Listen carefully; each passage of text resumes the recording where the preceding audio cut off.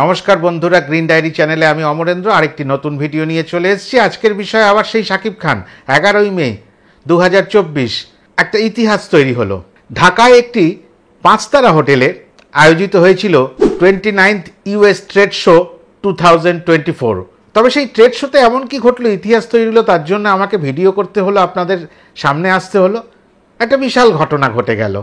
ওই যে এখন শুধু তো ঝড় বইছে না, শুধু ঝড়ের গল্প হচ্ছে। শাকিব খান সাহেব রয়েছেন ওয়েস্ট বেঙ্গলে, এপার বাংলায়। তার সাম্প্রতিককালে বহু চর্চিত সিনেমা তুফানকে নিয়ে তার শুটিং নিয়ে ব্যস্ততার মধ্যে। এই অনুষ্ঠানটাতে তাকে যেতেই হবে। এবার কেন তাকে এই অনুষ্ঠানটাতে যেতেই হবে, এই একটা বড় প্রশ্ন চিহ্ন এলো। একটা ট্রেড শো মানে ট্রেড ফেয়ার, এটা তো বিভিন্ন দেশেই হয়ে থাকে বিভিন্ন সময়। কেন এখানে ওনার যাওয়ার দরকার কি? উনি তো শিল্পী মানুষ, না দরকার ছিল। পৌঁছে গেলেন দুপুর 3টের সময় 11ই মে।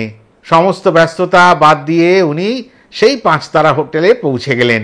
মানুষকে অবারিত দাঁড় করে দেওয়া হয়েছিল যে তার অগণিত ভক্তরা তারা আসতে পারেন, তার সঙ্গে একবার দেখা করার সুযোগ পাবেন। সেই মতো সেই 5 তারা হোটেলের লবি পরিপূর্ণ হয়েছিল। তিনি এলেন, তিনি জয় করলেন, আবার রাত্রির 11টার ফ্লাইটে ব্যাক করে কলকাতায় ফিরে এলেন। তা এই সময়টুকুর মধ্যে কি ঘটলো? এই যে বলছিলাম না, ওখানে যাওয়ার কি তার দরকার ছিল, এত কি জরুরি ছিল? রিমা খারল্যান তার নিজের হাতে বানানো তার একটি সন্তান এখন বিরাট আকার নিয়েছে, যেটা এখন সারা পৃথিবীতে একটি বড় বাণিজ্যিক সংস্থা।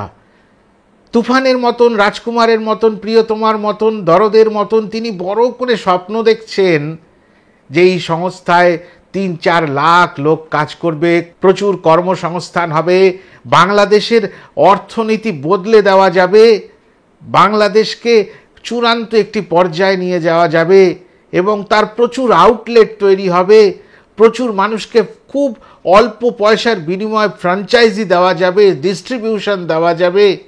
এইরকম নানান স্বপ্ন নিয়ে তিনি ওই রিমা খারল্যানের একটি গেঞ্জি পরে পৌঁছে গেছিলেন ছাপোষাভাবে ওই 5 তারা হোটেলে।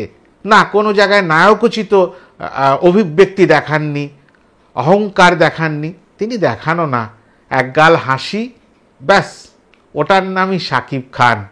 যতটুকু ছিলেন সাথে রেখেছিলেন সাকিবুল হাসান, দ্য গ্রেট সাকিবুল হাসান, পরিমণি আর ইমন সাহেবকে। 4 জন মিলে দফায় দফায় খুনসুটি করে নানান কথা বলে জমিয়ে দিলেন অনুষ্ঠান প্রাঙ্গণ বা মেলা প্রাঙ্গণ। কেননা এটা তো একটা মেলাও বটে, ট্রেড ফেয়ার। হ্যাঁ, এটা মেলা বলা যেতেই পারে। অন্য মাত্রা পেল, অনেক কিছু জানতে পারলাম রিমা খারল্যান সম্বন্ধে।